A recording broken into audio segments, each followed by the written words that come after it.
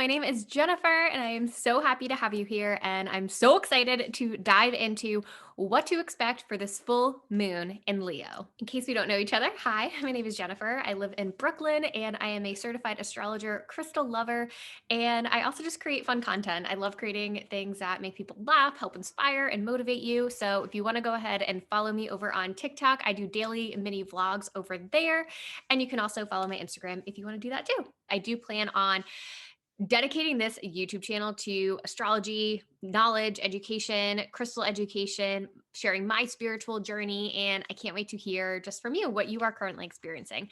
And I do also offer personalized astrology readings. So there is a link on my channel that you can click. Link is also in my Instagram bio and it'll be in the description below.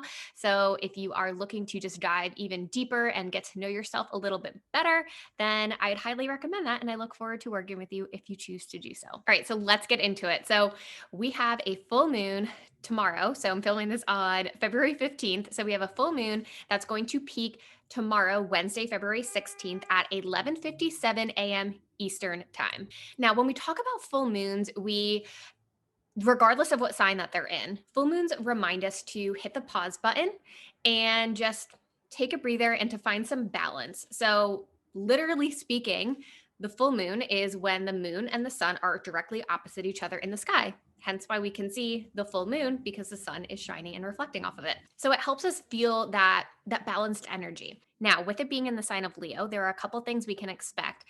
And there's also some other planetary aspects going on at the same time that are going to amplify this energy even more.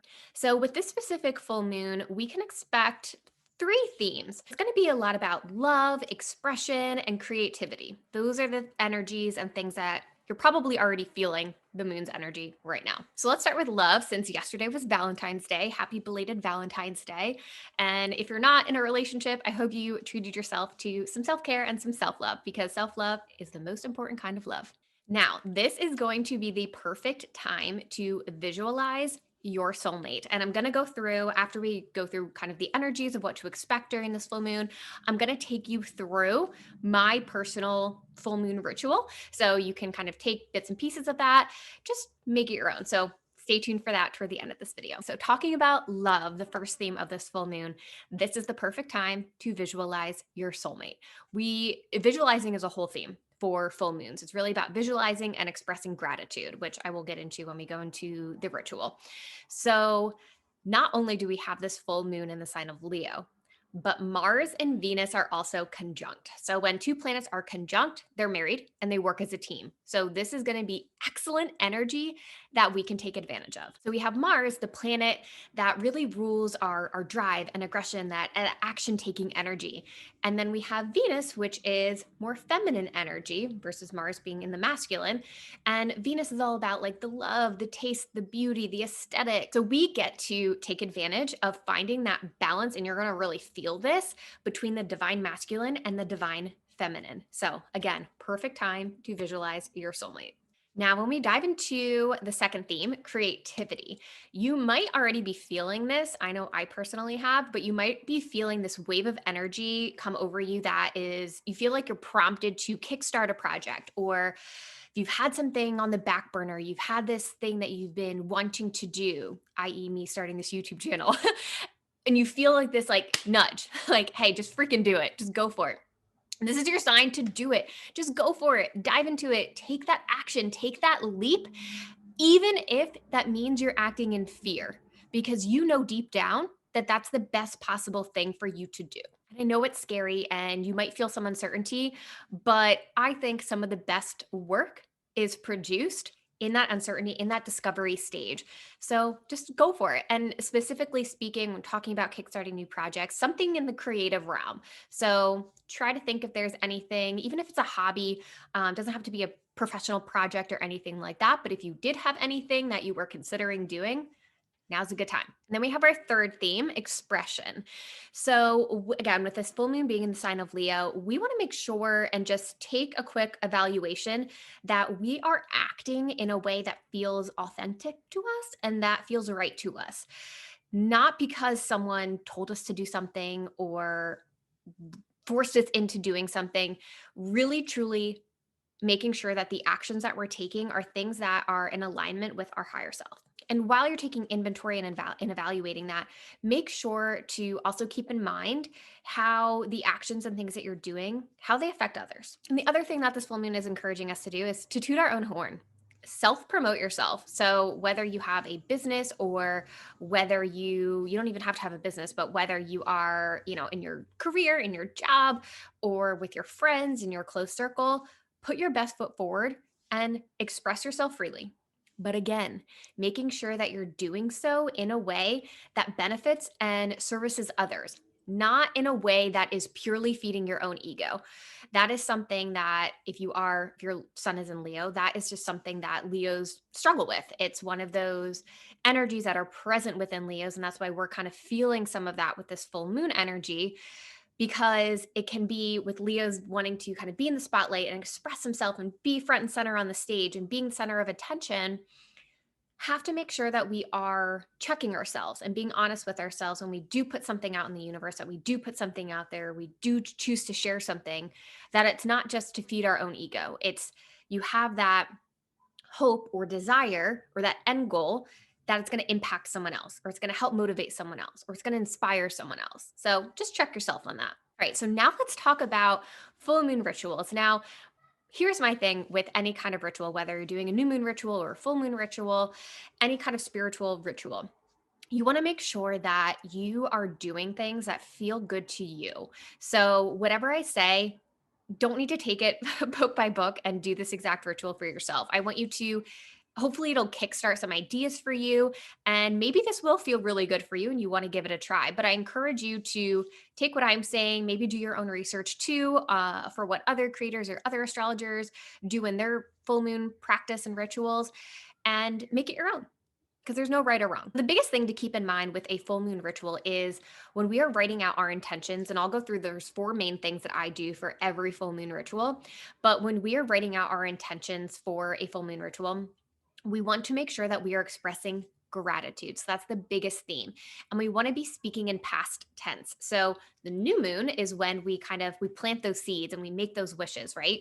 And actually, fun fact, there are some astrologers who believe that the universe only accepts wishes 2 times a month, on the new moon and the full moon. I don't know if I align with that, but it's just a fun fact I wanted to share. So, with the full moon, when we are expressing gratitude, you're essentially thanking the universe for planting the seeds that you and the universe made together during the new moon. So, everything, no matter if those manifestations, maybe they haven't come to fruition yet since the new moon, that's okay. You still want to express gratitude in a past tense form as if they've already happened. So, you really want to be visualizing what it's like to be in that energy, to be in that place in your life, to have already had those things happen. That's the kind of energy that we're looking for during a full moon. So, the four things that I do, and I kind of do these in this order as well. This is just my personal ritual, but the first thing I do is I charge my crystals. You can probably see some here on my windowsill that I have, but I'm collecting a very large collection of crystals and super excited. I do also share some crystal education videos on TikTok and my Instagram, and I'm going to be trying out the YouTube shorts here as well.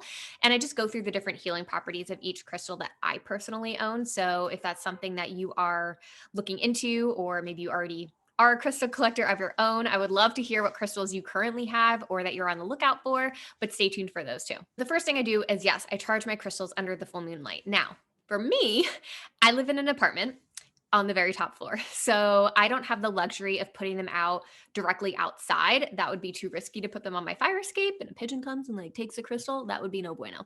So what I do is I just put them either on this windowsill, because depending on where the moon is at, I know that it'll hit the full moon light here, or in my bedroom. So if you are in a similar situation and you are unable for whatever reason to put them outside in direct sunlight, it is okay. Do not worry, my friend. It is okay to put them on the windowsill. They will feel the direct sunlight or direct moonlight. Also keep in mind, the moonlight is everywhere. So don't panic if you live somewhere where maybe, you don't have the luxury of seeing the full moon from your apartment or house or wherever it is. It illuminates the whole entire sky. So don't stress. But this is a very optimal opportunity to charge your crystals if that is your jam.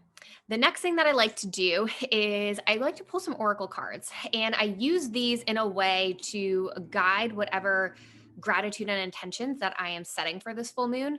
And the full moon is about releasing. Okay. So it's when we talk about the new moon, again, it's about creating those, planting those seeds, making those manifestations.